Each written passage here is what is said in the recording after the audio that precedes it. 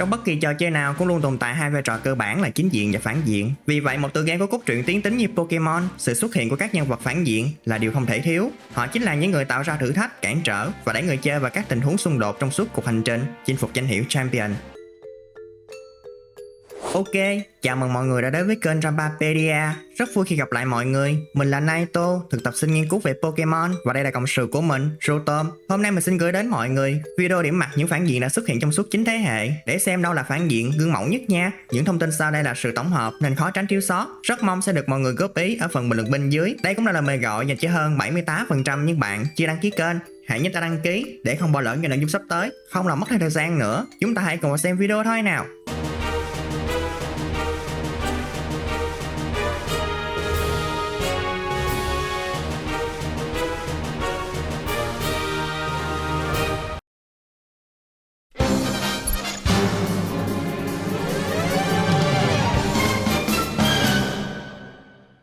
Đầu tiên sẽ là những phản diện cầm đầu băng nhóm phá làng phá xóm hơn là nguy hiểm. Pyres là một ca nhạc sĩ, đồng thời vừa là chủ hội quán Spymark tại Gala, cũng vừa là thủ lĩnh của team Yell, tập hợp những người hâm mộ cuồng nhiệt em gái của anh ta.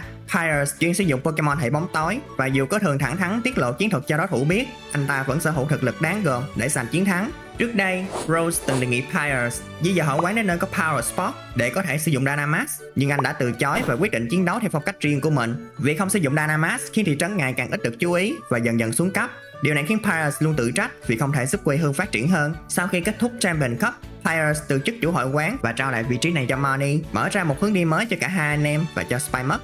Penny là nhân vật quan trọng trong Pokemon Scarlet và Violet, gắn liền với cốt truyện Starfall Street. Cô bé là học sinh cùng lớp với người chơi tại học viện. Penny có tính cách nhút nhát, ít giao tiếp và thường xuyên nghỉ học, nhưng lại sở hữu khả năng vượt trội trong lĩnh vực máy móc, lập trình và công nghệ. Trong chiến dịch Operation Starfall, Penny hoạt động dưới bí danh Cassiopeia, bí mật hỗ trợ người chơi đánh bại các căn cứ của Team Star. Sau khi năm đội trưởng bị đánh bại, Cassiopeia hay Penny lộ diện và thừa nhận chính mình là Big Boss của Team Star. Vì lo sợ những người bạn của mình sẽ bị đuổi học do các hoạt động trước đây, cô bé đã tự lên kế hoạch buộc họ phải giải tán theo đúng luật nội bộ của tổ chức. Khi thất bại trong trận đấu với người chơi, Penny nhẹ nhõm tuyên bố kỷ nguyên của Team Star đã khép lại. Tuy nhiên, giám đốc của học viện Clavel quyết định không giải tán Team Star. Thay vào đó, ông giao cho Penny và các đội trưởng quản lý Star Training Centers.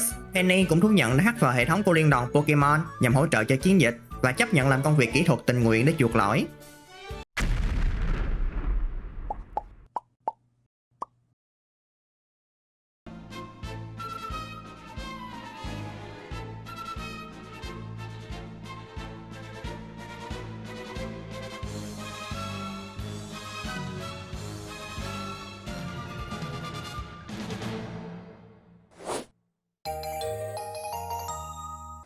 Nhóm phản diện tiếp theo sẽ là tập hợp những phản diện vì lý tưởng sai lệch. Đầu tiên là bộ đôi Messi và Archie, lần lượt là ông trùm của team Magma và team Aqua. Hai cái này bị ám ảnh bởi việc mở rộng đất liền hoặc biển cả. Để thực hiện điều đó, Messi và Archie tìm cách đánh thức Pokemon huyền thoại Groudon và Kyogre. Tất nhiên là phải thành công rồi, để người chơi còn có công ăn việc làm nữa chứ. Khi cả hai lần lượt đánh thức Groudon và Kyogre thì đều không thể kiểm soát được chúng, dẫn đến việc suýt nửa trái đất trở về lại thời tiền sử. Cuộc hỗn loạn tại thành phố Sutopolis chỉ được chấm dứt khi Rayquaza xuất hiện. Cuối cùng, cả Archie và Maxi đều nhận ra sai lầm của bản thân và giải tán tổ chức của mình.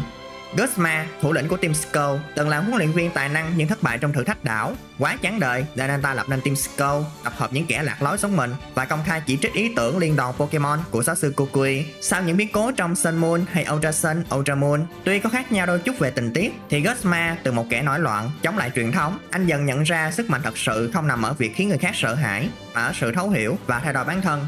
Rose, chủ tịch tập đoàn Macrocosmos và liên đoàn Pokemon Gala trong Pokemon Sword và Shield. Ông là người đầu tiên công nhận Leon trở thành champion, đồng thời tài trợ cho Bee tham gia thử thách hội quán. Vì quá yêu Gala, Rose bị ám ảnh với việc phải đảm bảo nguồn năng lượng cho tương lai nhằm ngăn chặn một cuộc khủng hoảng dự kiến xảy ra sau 1000 năm nữa. Bất chấp việc Leon muốn hoãn kế hoạch đó đến sau trận Championship, Rose vẫn lặng lẽ hành động. Ông bí mật giải phóng cho Eternatus, Pokemon mà ông đã cung cấp năng lượng bằng các Wishing Stars do Bee thu thập, với mục đích tái hiện lại ngày đen tối nhất và tạo ra nguồn năng lượng gần như là vô tận cho Gala.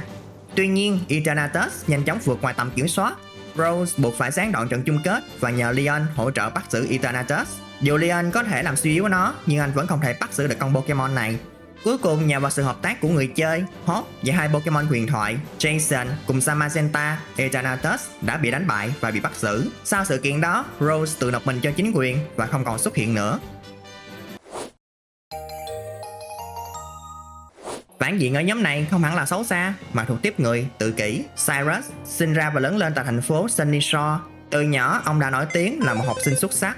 Dù đạt được thành tích cao, Cyrus vẫn không đáp ứng được kỳ vọng của cha mẹ và dần cảm thấy mình bị ruồng bỏ. Theo thời gian, Cyrus hình thành niềm tin cực đoan rằng chỉ khi loại bỏ cảm xúc và linh hồn, nhân loại mới có thể đạt đến một trạng thái hoàn hảo, không còn chiến tranh hay đau khổ. Tại thương trụ, Cyrus sử dụng dây xích đỏ bắt xử Dialga hoặc Palkia với tham vọng sử dụng sức mạnh thần thánh của chúng tạo ra một thế giới mới nơi ông ta là vị thần cai trị. Hơn là các tam vệ thần hồ đã phá hủy dây xích đỏ và ngăn chặn quá trình tạo ra thế giới mới. Còn ở bản Pokemon Platinum, kế hoạch của Cyrus còn đi xa hơn nữa khi triệu hồi cả Dialga lẫn Palkia bằng hai sợi dây xích đỏ. Hành động này khiến Giratina xuất hiện và kéo Cyrus vào thế giới hỗn mang. Tại đây, ông đã lựa chọn ở thế giới này, vẫn kiên định với lý tưởng tạo ra một thế giới mới không có linh hồn. N hay tên đầy đủ là Natural Harmonia Gropius. Trong Black và White, anh vừa là đối thủ của người chơi, vừa là vua bù nhìn của team Plasma. Do mồ côi từ nhỏ và lớn lên cùng Pokemon hoang dã trong rừng, N có khả năng thấu hiểu Pokemon. Lợi dụng sự ngây thơ ấy, Gexis nhận nuôi và cô lập anh ta trong lâu đài, chỉ cho N tiếp xúc với những Pokemon từng bị con người ngược đãi, khiến N tin rằng con người và Pokemon không thể chung sống với nhau. Khi trưởng thành, anh được phong làm vua của team Plasma với lý tưởng tách biệt hoàn toàn con người và Pokemon. Và sau nhiệm vụ kết thân với con rồng huyền thoại của Unova, sau khi Gexis bị đánh bại, N thừa nhận anh đã bắt đầu nghi ngờ lý tưởng của mình. Từ lần đầu nghe Pokemon của người chơi nói rằng chúng hạnh phúc khi ở bên cạnh họ. Trong Pokemon Black 2 và White 2, N xuất hiện của người chơi khỏi Gexis và Kyurem. Dù từng bị lợi dụng và xúc phạm, anh vẫn gọi Gexis là cha nhưng vẫn bị lạnh lùng chối bỏ. Correct là một nhà nghiên cứu Pokemon và là thủ lĩnh thứ hai của team Plasma được Gexis bổ nhiệm. Trong Pokemon Black 2 và White 2, Correct thẳng thắn cho biết anh không đồng tình với lý tưởng giải phóng Pokemon của team Plasma cũ. Tại vực thẳm khổng lồ trên chiến hạm tàu khu trục Plasma, Correct tiết lộ rằng việc gia nhập tổ chức chỉ nhằm phục vụ cho nghiên cứu, tìm ra cách để khai thác sức mạnh tiềm ẩn của Pokemon. Sau khi bị người chơi đánh bại, Correct cho phép họ vào gặp Gexis, chủ yếu cũng là vì muốn kiểm chứng xem liệu họ có đủ khả năng ngăn chặn hắn hay không. Ở các tựa game thế hệ 7, Correct xuất hiện với vai trò tích cực hơn, trở thành người hỗ trợ cho người chơi.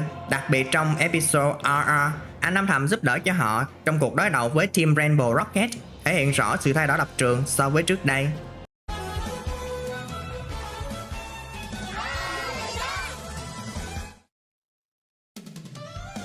Gone Bad.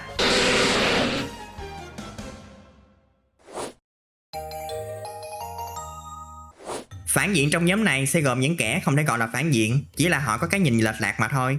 Lysandre, thủ lĩnh của team Flare, phản diện chính trong Pokemon X và Y. Ông là hậu duệ của hoàng tộc, một nhà từ thiện nổi tiếng và là chủ sở hữu công ty Lysandre Labs, đơn vị phát triển thiết bị liên lạc Holocaster. Ban đầu, Lysandre tin rằng thế giới đã dần trở nên méo mó bởi lòng tham và sự xung đột. Với mong muốn khôi phục hành tinh trở về trạng thái đẹp đẽ nguyên sơ, ông tìm cách sử dụng Ultimate Weapon để giảm mạnh dân số toàn cầu, loại bỏ những gì ông ta cho là xấu xí như chiến tranh, xung đột và tuyệt vọng. Tuy nhiên, khi được Saiga cứu khỏi đống phế tích sau khi Ultimate Weapon khai quả, Lysandre mất phần lớn ký ức và lấy tên mới là L. Trong Pokemon Legends G2A, ông hợp tác với người chơi giúp Saiga khôi phục sức mạnh và bảo vệ thành phố Lumiose. Lusamai là chủ tịch đương nhiệm của Ether Foundation. Trước công chúng, bà xây dựng hình ảnh dịu dàng và xà lòng nhân ái, chăm sóc những Pokemon bị thương như thể chúng là con ruột của mình. Thế nhưng sau khi chồng của bà là Mon mất tích, tính cách của Lusamai dần thay đổi. Nỗi đau mất mát khiến bà ngày càng chìm sâu vào sự ám ảnh với Ultra Beast, đồng thời trở nên lạnh nhạt và xa cách với hai người con của mình là Clayden và Lily. Khi lớp vỏ bọc hiền hậu bị vạch trần, Lusamai bộc lộ mặt ích kỷ và kiểm soát. Bà chỉ quan tâm đến những ai mang lại cho mình sự ngưỡng mộ. Trong Pokemon Sun và Moon, khi chịu ảnh hưởng của Nihilego, cảm xúc của Lusamai còn trở nên cực đoan và bạo liệt hơn. Sang Ultra Sun và Ultra Moon, yếu tố bị Nihilego thao túng tuy không còn nữa, nhưng sự cố chấp của bà ta vẫn tồn tại. Lusamai chuyển mục tiêu sang việc bảo vệ Alola bằng mọi giá, bất chấp những tổn thương mà bà đã và đang gây ra cho những người xung quanh. Giờ sẽ nói về kẻ cố gắng để trở nên xứng đáng làm lính công trùm. Trong Pokemon Fire Red và Leaf Green, một team Rocket admin không được nêu tên xuất hiện tại kho hàng team Rocket trên đảo 5 tại thất đảo, được cho là Archer, trợ thủ đắc lực của Giovanni khi ông ta còn làm boss của team Rocket. Điều này được xác nhận rõ ràng hơn trong hai bản game Let's Go. Do đó hắn được giao giữ vai trò thủ lĩnh chi nhánh Team Rocket tại đây và tỏ ra vô cùng tức giận khi nghe tin đồn rằng tổ chức đã tan rã. Tuy nhiên, sau khi bị đánh bại và nhận ra người chơi sở hữu huy hiệu ớt, Archer buộc phải chấp nhận sự thật rằng Giovanni thật sự đã thua cuộc. Dù tuyên bố giải tán tổ chức tại Thất Đảo, hắn vẫn thề sẽ tìm lại Giovanni và khôi phục Team Rocket trong tương lai. Archer được xác nhận nắm quyền thủ lĩnh Team Rocket trong khi Giovanni vắng mặt. Archer chiếm tháp Golden Rod Radio nhằm phát tín hiệu kêu gọi Giovanni trở lại lãnh đạo tổ chức. Hắn nhanh chóng bị đánh bại, buộc phải tuyên bố giải tán Team Rocket rồi biến mất một lần nữa. Nhóm này dành riêng cho những tên phản diện thật sự. Gessis Harmonia Gropius là nhân vật phản diện trung tâm trong Pokemon Black White và Black 2 White 2. Dù mang danh nghĩa là thất hiền nhân, nhưng hắn mới là ông trùm thật sự đứng sau Team Plasma. Tham vọng của Gessis không chỉ dừng lại ở việc thao túng một tổ chức, mà là thao tóm toàn bộ vùng Unova và xa hơn nữa là thống trị thế giới. Nhận thấy tiềm năng của N, Gessis nuôi dạy cậu với mục đích biến N thành vị vua của Team Plasma. Hắn cố tình bóp méo nhận thức của N, khiến cậu tin rằng con người và Pokemon nên bị tách rời, qua đó biến N thành công cụ hoàn hảo cho kế hoạch của mình.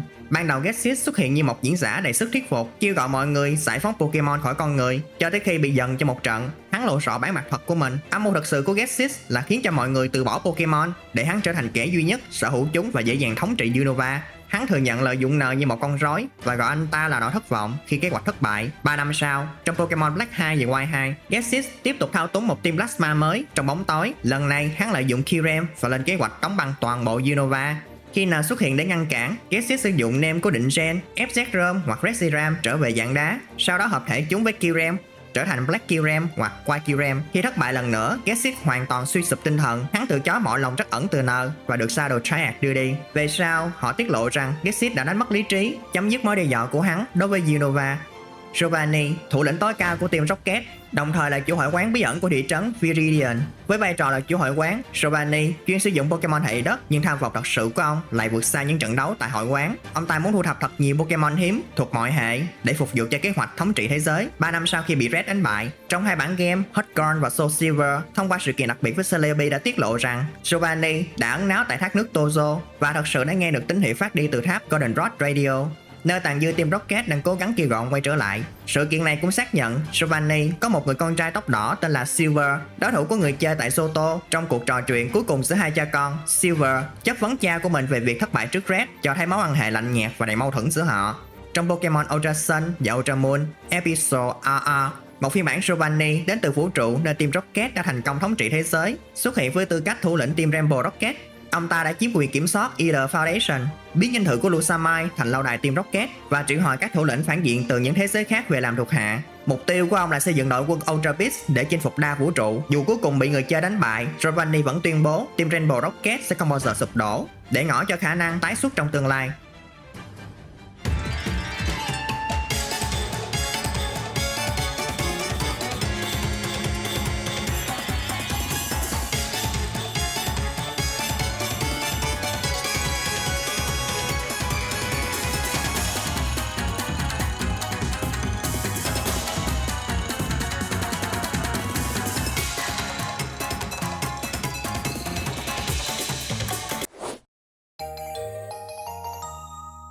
Hạng mục đặc biệt này dành riêng cho thanh niên Volo. Volo là một thương nhân thuộc thương hội Bạch Quả và tự nhận mình là hậu duệ của người Sinnoh cổ đại. Trong suốt hành trình tại Hisui, anh nhiều lần xuất hiện để hỗ trợ người chơi bằng vật phẩm, lời khuyên và cả những trận đấu Pokemon.